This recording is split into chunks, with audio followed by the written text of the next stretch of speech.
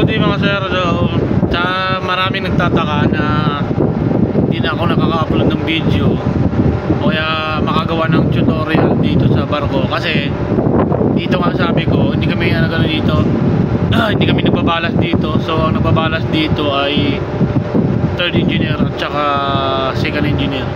So yung trabaho ng oiler dito mga sir, ayan bantay tayo dito sa gangway.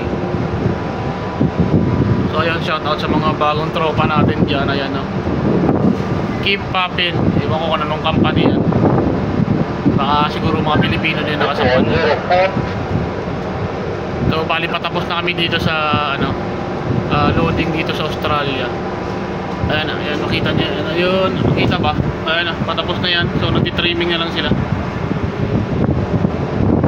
So yun mga sir, yung sinasabi ko nga, hindi ako dito yung nagre-request na nagre-request kayo na gagawa ako ng video, yung mga tutorial sa balas. Hindi ko na magawa yan dito dahil ibang trabaho ng oiler dito mga sir.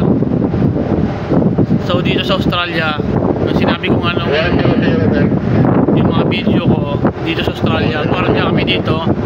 So yung gwardiya namin dito is nagpuyat ako dito. Tapos sa Korea naman, day work lang kami doon kasi maraming trabaho doon sa Korea so kami doon sa Korea, scavenging, mga maintenance.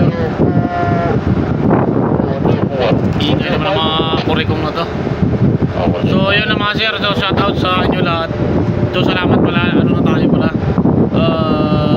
3,000 subscribers. So thank you very much. Sana patuloy nyo akong supportahan. So subukan natin sa next company natin kasi plano ko babalik ako sa Japanese company.